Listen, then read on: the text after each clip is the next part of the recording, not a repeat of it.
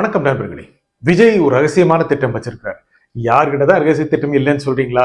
ஸ்டாலின் இருக்கு, எடப்பாடி கிட்ட இருக்கு, சீமான் இருக்கு, எல்லார்கிட்டையும் இருக்கு. ஆனா விஜய் என்ன பண்றாரு அப்படின்னா, இந்த தேர்தலை பொறுத்த வரைக்கும் வெற்றி பெறணும் அப்படிங்கிற முக்கியமான ஆசையில் இருக்கிறார். அதுக்காக சிறுபான்மை ஓட்டுகளை முழுக்க முழுக்க தன் பக்கம் வச்சுக்கணும் அப்படிங்கிற திட்டத்தை வகுத்துட்டு வர்றாரு. சிறுபான்மை மக்கள்னா கிறிஸ்தவர்கள், இஸ்லாமியர்கள், இவங்க ஓட்டு. கிறிஸ்தவரி ஓட்டு அநேகமா அவருக்கு கிடைச்சிரும் அப்படிங்கிற மாதிரி தெரியுது. மொத்தமுள்ள கிறிஸ்தவ வாக்குகளில் அவருக்கு கிட்டத்தட்ட 60% கிடைச்சிரும் அப்படின்னு தெரியுது. ஆனா பெரும்பான்மையான கிறிஸ்தவ சமூகத்தினர் திமுக பக்கம் இருக்க வேண்டும், திமுக தான் பாஜகவை எதிர்க்கக்கூடிய வலிமையான சக்தின்னு நம்பிக்கிட்டு இருந்தாங்க. இருந்தாலும் விஜய் வந்ததுனால அவரு விஜய தான் வர்றாரு. ஆனா அது எதிர்கட்சிகள், முக்கியமா பாஜக மாதிரி கட்சிகள்லாம் அவரை ஜோசப் விஜய்னு பிராண்ட் பண்ணதுனால சரி இருக்கட்டும். அது மட்டும் இல்லாம நிறைய பேர் என்ன பண்றாங்க, ப்ரோக்ராமா விஜய் வர வேண்டும், முதலில் ஒரு கிறிஸ்தவ முதலமைச்சர் வர வேண்டும், இப்படி எல்லாம் சொல்லி ஒன்னு பிளஸ் ஆக்குறாங்க, இன்னொன்னு மைனஸ் ஆக்குறாங்க. அவருக்கு ஒரு கணிசமான ஓட்டு கிடைக்க வாய்ப்பு இருக்கு. அதை கன்சாலிடேட் பண்ணணும்னு நினைக்கிறார். இது எப்படி நடக்கும் அப்படின்னா, நேரடியாக அவர் மனமுவந்து அவர்கள் மனம் மாறி ஓட்டு போடுவார்களா என்பதை விட இதை எப்படி செயல்படுத்துவார்கள் என்றால், அந்த சபைகளில் அல்லது சிறிய கூட்டங்களில் விஜய்க்கு ஆதரவாக ஓட்டு போட வேண்டும் என்ற மனநிலை உருவாக்குவது கிட்டத்தட்ட ஹிண்ட் கொடுக்கிறது. அதுக்கு தகுந்த மாதிரி நடவடிக்கைகளை செஞ்சிட்டு இருக்கிறாரு. இந்த தேர்தலில் அது முக்கியம்னு நினைக்கிறார். ஒரு அரசியல் கட்சி மத சார்பற்றதாக, சாதி சமயம் சார்பற்றதாக இருக்கணும். ஆனா கிரவுண்ட் ரியாலிட்டி அப்படி இல்லை. இன்னைக்கு கூட இல்லை. விஜய் கூட அதுக்கு விதிவிலக்கா இருப்பாருங்கிறது சந்தேகம். சரி, இஸ்லாமிய சமூகத்தினர் அவங்க ரொம்ப சாலிடா திமுக பக்கமே இருக்காங்க. அதுல இருந்து திரும்பி வருவாங்களாங்கிறது சந்தேகம். போன வருஷம் உங்களுக்கு தெரியும், இங்க ராயப்பேட்டையில நடந்த இஃப்தார் நோன்பு போது வந்தாரு, பெரிய அளவுக்கு கூட்டம் குடிச்சு எவ்வளவு பேரு விஜய் பக்கம் இருக்காங்களா, எவ்வளவு இஸ்லாமியர்கள் இருக்காங்களா, அப்போன்னா சரி அடுத்த வருஷம் தேர்தல், அதாவது இந்த வருஷம் தேர்தல்ல அப்படியே மனசு மாறிடுவாங்க அப்படின்னு ஒரு எண்ணம் பரவ விடப்பட்டது. அதுல முக்கியமான விஷயம் இருக்கு. விஜய் அதிக அளவுக்கான இஸ்லாமியர்களை எங்கிருந்து கவருவார் என்றால், கொஞ்சம் பேர் அப்படியே இஸ்லாமியர்கள் 100% அப்படியே திமுக போடுவாங்கிறது இல்ல. ஏன்னா பாஜக கூட வேலூர் இப்ராஹிம் இருக்கிறார். வேலூர் இப்ராஹிம் மாறி ஆட்கள் பாஜகவில் இருந்தார்கள் என்றால் அவர்கள் மனம் மாற வேண்டும் என்பதற்காகத்தான் வேலூரில் போய் கூட்டம் நடத்தினார். அந்த பகுதியில் இஸ்லாமியர்கள் அதிகம் உண்டு. அவர்கள் பெரும்பாலானவர்கள் திமுக பக்கம் இருப்பார்கள். அண்ணா திமுக பக்கம் இருந்திருக்கிறார்கள். அண்ணா திமுகவுக்கு வாக்களித்திருக்கிறார்கள். அண்ணா திமுக நிறுத்திய இந்து வேட்பாளர்களுக்கும் வாக்களித்திருக்கிறார்கள். இது வரலாறு நடந்திருக்கு. அந்த வேலூர் தொகுதியில் முக்கியமாக வாணியம்பாடி தொகுதியில் எல்லாம் அங்கு இஸ்லாமியர்கள் தேர்ந்தெடுக்கப்பட்டிருந்தாலும் ஜெயலலிதா இந்துக்களை எதிர்க்க வைத்து இஸ்லாமியர் வாக்குகளை தன் பக்கம் கவர்ந்து வெற்றியை கொடுத்தார். இதெல்லாம் வரலாறு இருக்கு. கிட்டத்தட்ட 25 ஆண்டுகள் முன்னால் வரலாறு. இப்போ அது மாறிடுச்சா? இல்ல. எப்படின்னா, அதிமுக பக்கமும் கணிசமான இஸ்லாமியர் இருக்கிறார்கள். ஏனென்றால் திமுக பக்கம் சில அதிருப்திகள் இருக்கும். திமுக வேண்டான்னு நினைச்சுட்டு இருப்பாங்க. அவங்க அதிமுக பாஜகவை விட்டு வரும்பொழுது அதிமுக பக்கம் இருந்து விடலாம்னு நினைச்சவங்க. அதிமுக பாஜக கூட்டணி அமைச்ச பிறகு அவங்க கூட இருக்கணுமா அப்படின்னு நினைச்சவங்க. அவங்க திமுக பக்கம் போகலாமா நினைச்சிட்டு இருப்பாங்க இல்லையா? முதலில் அவர்களை கவர வேண்டும். ஏன்னா அவங்க வந்தாதான் கணிசமான ஓட்டு வரும் அப்படின்னு விஜய் நினைக்கிறார். இதுல எப்படி அந்த ஃபார்மேஷன் நடக்கும் அப்படின்னா, தொடர்ந்து இஸ்லாமியர்கள் பலர் அதிமுக பக்கம் இருந்து வந்திருக்கிறார்கள். எம்ஜிஆர் காலத்திலிருந்து எம்ஜிஆர் ஒரு நடுநிலையான பிம்பமாக இருந்ததனால் அவர் பக்கமும் கணிசமான வாக்காளர்கள் இருந்தார்கள். ஜெயலலிதா எமர்ஜ் ஆன பிறகு அப்பொழுதும் அவர் பக்கம், ஜெயலலிதா இந்த இஃப்தார் நோன்பு எல்லாம் வரும்போது தலையில அவங்க போத்திக்கிட்டு எல்லாம் போவாங்க. அவங்க பக்கம் இருந்தாங்க, இல்லைன்னு சொல்ல முடியாது, இருந்தாங்க. பாஜக பக்கம் அவங்க கூட்டணி அமைச்ச பிறகு விலக ஆரம்பிச்சாங்க. இருந்தாலும் 2014 லேடியா மோடியான்னு வந்தபோது அவங்க வந்தாங்க. 2016 வந்தாங்க.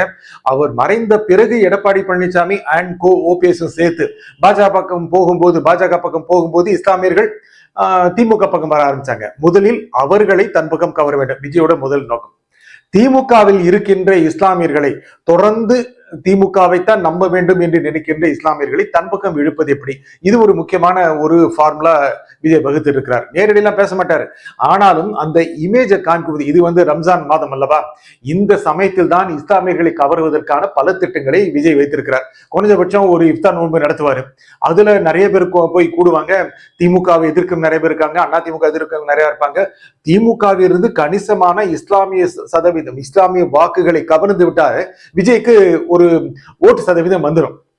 விஜய்க்கு இன்னைக்கு இருக்க நிலைமையில 15 அப்படின்னு ஆய்வாளர்கள் சொல்றாங்க. இல்லைங்க 5 இல்லைங்க அப்படிங்கிறாங்க. அவர்கள் சார்பாக தாவேக சார்பாக 30+ங்கிறாங்க. நாங்கள் ஒவ்வொரு பதிவிலும் என்ன சொல்றோம்னா, விஜய் வெளியே வந்து அவர் மக்களை சந்தித்தார் என்றால் ஒவ்வொரு தடவை 2% ஓட்டு அதிகமாகுது. தேர்தல் சமயத்துல குறைஞ்சபட்சம் ஒரு 10 இடங்களுக்கு அவர் போவார், 10 இடங்களுக்கு போவாரு.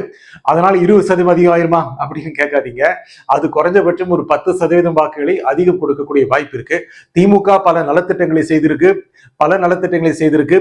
இந்த இந்த மகளிருக்கான உரிமை தொகை, 3 மாத உரிமை தொகை 3000 ரூபாய், அண்டு கோடைகால சிறப்பு தொகை 2000 5000 கொடுத்ததன் மூலமாக மக்களை அப்படியே தன் பக்கம் ஈர்த்து விட்டதாக திமுக நினைக்கிறது, ஸ்டாலின் நினைக்கிறாரு. ஆனால் மக்கள் மிகுந்த விழிப்புணர்வு கொண்டவர்கள். அவர்கள் என்ன நினைக்கிறாங்க அப்படின்னா, அந்த 3000 வந்தது சரி, 2000 வந்தது சரி, இந்த 3000 3 மாசத்துக்கானது அப்படின்னு தெரியாம இல்ல. பிப்ரவரியில் வந்துதான் அது மார்ச்ல வருமா வராது, ஏப்ரல் வருமா வராதுல்ல. அப்போ யாரும் கொடுக்க மாட்டாங்க. 2000 பிளஸ். அதுக்கு தவிர கட்சிகள் கொடுக்கின்ற பணம், கட்சிகள் கொடுப்பாங்க. அந்த 5000 ரூபாய் வந்ததன் மூலமாகவே ஒரு போனஸ் கிடைச்சிருச்சு அப்படின்னு மக்கள் நினைக்க மாட்டாங்க. 1000 ரூபாய் கொடுத்ததுல மக்கள் திருப்தியா இருக்காங்க, அது இல்லைன்னு சொல்ல முடியாது. ஆனா இந்த 5000 ரூபாய் வந்துருச்சு அப்படின்னா மாசம் வரப்போதா? இல்லையா? அதுக்கப்புறம் எடப்பாடி பழனிசாமி எடுத்து விடுகின்ற மிகச்சிறந்த அவருடைய தேர்தல் வாக்குறுதிகள், தேர்தல் முடிஞ்சு வந்தோம்னா ஆளுக்கு 10,000 ரூபாய்ங்க, யார் கார்டு ஹோல்டர்ஸ்க்கெல்லாம் இந்த அளவுக்கு கொடுக்க முடியுமா? அப்புறம் அதை தவிர எல்லாருக்கும் 2000 ரூபாய் மகளிர் உரிமை தொகை, என்னென்ன அவங்க சொல்றாங்களோ அதனுடைய கார்பன் காப்பியா அவங்க சொல்றாங்க. இதெல்லாம் சேர்த்து எப்படி சமாளிக்க போறாங்க அப்படின்னா, எடப்பாடி சொல்றாரு, அதெல்லாம் வரி விதிக்கணுங்க. வரியா அப்படின்னு மக்கள் நினைக்கிறாங்க. வருகின்ற ஒவ்வொரு இலவசமும் நம் மீது சுமத்தப்படுகின்ற வரியாக எதிர்மறையாக வரும் அப்படின்னு மக்கள் விழிப்புணர்வு கொள்ள ஆரம்பிச்சிட்டாங்க. மக்களுக்கு அது தெரியாமலாம் இல்லை. இது விஜய் அதனால என்ன சொல்ல போறாரு, தேர்தல் வாக்குறுதி என்ன, இதெல்லாம் நம்ம உன்னிப்பா கவனிக்க வேண்டிய விஷயம். ஏனென்றால் இலவசங்களை கடுமையாக மறுக்கிறார் சீமான். வேண்டான்னு சொல்றாரு. ஏங்க கொடுக்குறீங்க, ஒவ்வொரு குடும்பத்திற்கும் கடனாளி ஆக்குறீங்க, அவங்கள் உழைத்து சாப்பிடக்கூடிய அளவுக்கு பொருளாதாரத்தை மேம்படுத்துங்க அப்படின்லாம் சொல்றாரு. இது மக்கள்கிட்ட எடுபடலன்னு சொல்ல முடியாதுங்க. மக்கள் சிந்திக்கிறாங்க. அவங்க போய் தன்னுடைய வியாபாரத்தை செய்து மேல வரக்கூடிய அளவுக்கு சூழலை உருவாக்கினாலே போதும் நினைக்கிறாங்க. ஏன்னா அவங்களுக்கு 1000 ரூபாய் என்பது உதவி தொகை தான். ஆனால் அது பல மடங்கு சம்பாதிக்கக்கூடிய அளவுக்கான கம்ஃபர்ட்டை உருவாக்கணும் அப்படின்னு நினைக்கிறாங்க. 1000 ரூபாய் குறைய சொல்லல. மக்களுக்கு சமூகத்திலே நிச்சயமாக அரசாங்கங்கள் உதவிகரமாக இருக்க வேண்டும், அது யாரும் மறுக்க முடியாது.